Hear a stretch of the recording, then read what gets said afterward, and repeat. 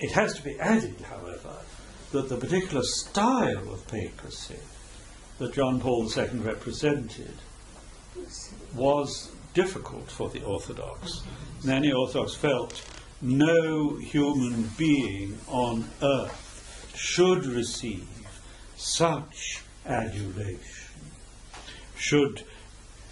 We felt there was too much of a personality cult surrounding John Paul II, who in many ways was a wonderful person, but we felt this isn't right, that in the Church on earth any one human being should be given such prominence. The Orthodox, therefore, are probably rather more at ease with the style of papacy under Benedict, which is much quieter, much less, shall we say, spectacular. And therefore I think we find it easier to talk with him. He's an approachable person.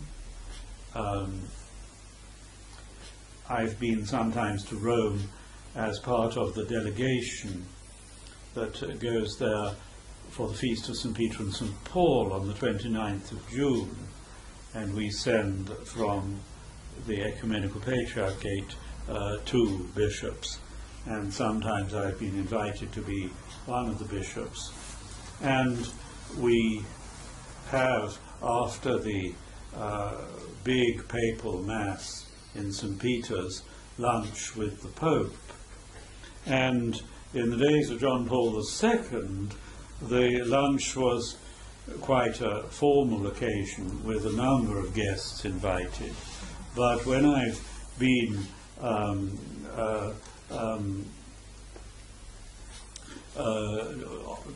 the time of Pope Benedict, there were just 3 of us for lunch.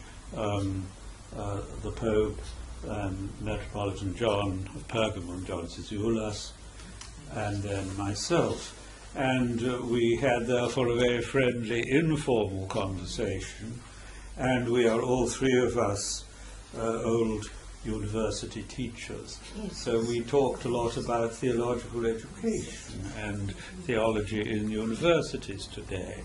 So there we had a common area. Well, Pope John Paul II had been a university professor as well, but the discussion wasn't quite of that kind then. So I found Pope Benedict very approachable. He's a gentle and quiet person. But in his theology, I wonder.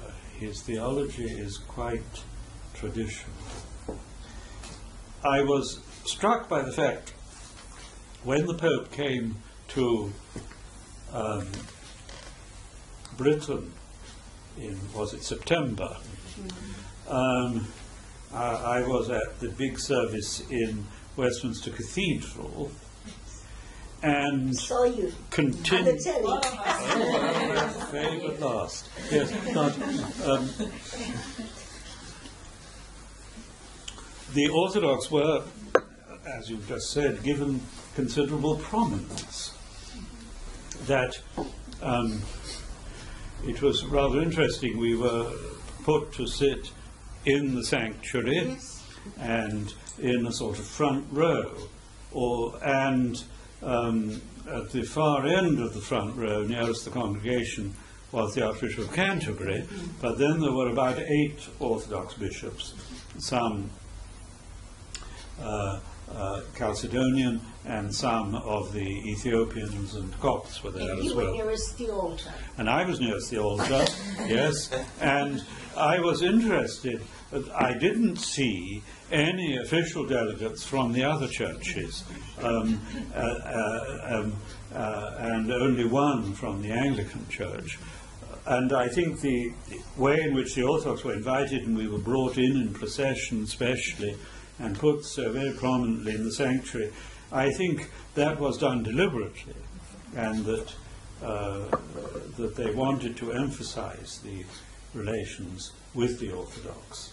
And this was not said, But I think that could only have been done with discussion with the Pope. Yes, Father. Yes. One observation and a question, if I may. The observation, for those who have not had the opportunity to read The Church of the Triune God, I have discovered online and downloaded a PDF of the text. So if anybody wants to email me, I can send you a copy of the text. So I discovered it because it hadn't been very widely publicised. I think that was the problem. I discovered it recently. I think that's very true. But the question was, you mentioned in the beginning the opposition of, e.g., the Fathers of Mount Athos to the reunification with the Oriental Orthodox. And I think those of us who are Orthodox know that if ever there is any form of reunification between the Orthodox and other churches, many of the Fathers of the Holy Mountain will absent themselves from such an act. Then you also mentioned the difficulty of dialogue with the Anglicans because there were so many different approaches in Anglicanism. My question is, how representative are these dialogues of the churches whom they claim to represent? Is it is the core the converted talking to the converted, or is there a broader representation of the different groups? Yes.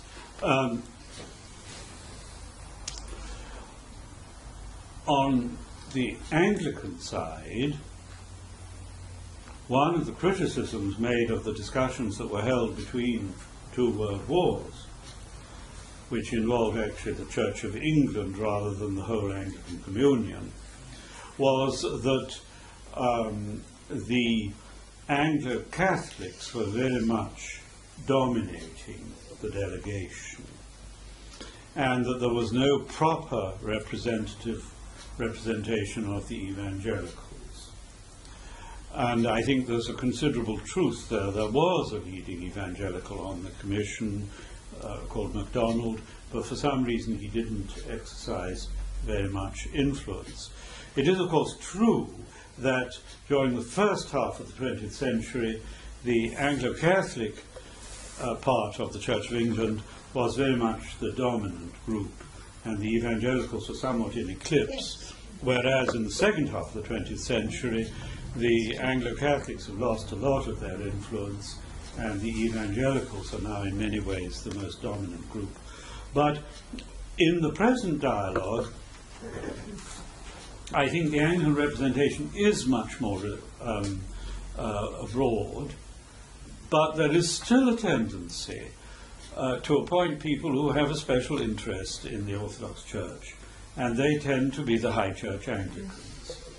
And so there are some people of more liberal views, like Canon John Riches from Edinburgh, for example, who is constantly, in a constructive way, challenging the Orthodox to defend their statements. It's also true that on the Orthodox side you will tend to have those Orthodox who have contact with other Christians. And so there is always a danger of getting a certain one-sidedness. But I don't think it's excessive. Certainly so far as the Roman Catholic Orthodox dialogue goes, there are a number of Orthodox delegates who hold strongly hostile views towards the Roman Catholics and express them with emphasis. I sometimes wonder whether these people have read any theology since the time they were in seminaries, because their statements are rather crude and ill-informed. But certainly they are there, and they express their views in quite a polemical manner.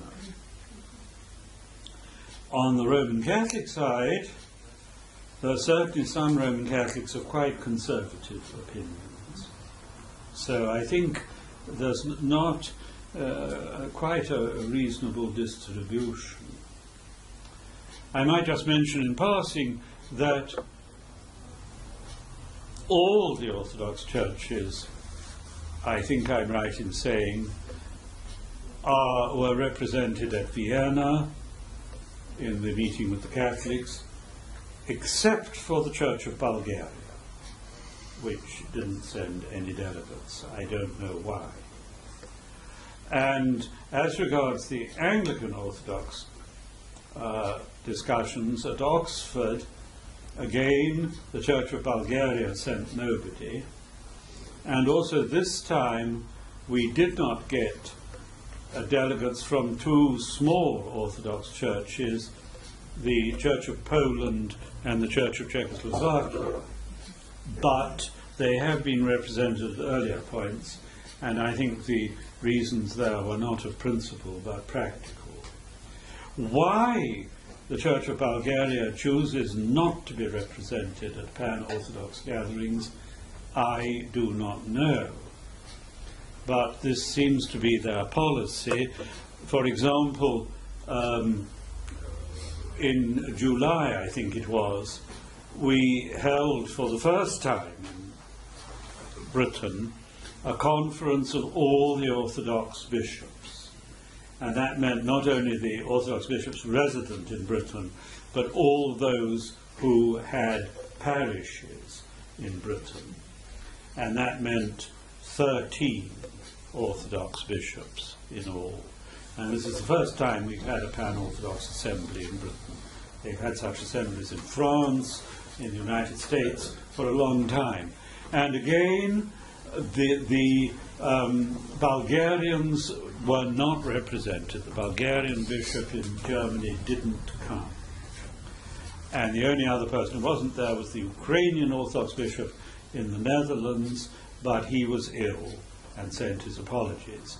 But for some reason, the Bulgarians do not want any contact. And I write repeatedly, as chairman, to ask them to send delegates and to tell them about our meetings. My letters never receive any response. It is like shouting into a tube.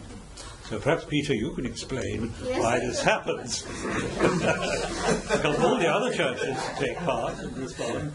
But for some reason, Bulgaria is pursuing a policy of isolation. Well, Metropolitan Simeon has been in big trouble with the synod for the last year or so, because this is the Metropolitan for Western Europe. He was suspended by the synods, but he was backed up by the congregations in Western Europe, so the synod had to reinstate him, and now apparently he's been finally removed, but it was fairly that would prolonged. explain this year, but it wouldn't explain why in earlier years. Yeah, well, this is certainly the last year. And of course, the pan-Orthodox meetings with the Anglicans and the Roman Catholics, it's not their delegate in Western Europe, but the Holy Synod in Sofia who decide. Yeah, well, I mean, and why they don't answer. At the moment, there are quite a few of the younger bishops who complain that they're, as they describe it literally, we've been Talibanized by very sort of extremely conservative bishops who are taking over and really don't want to have anything to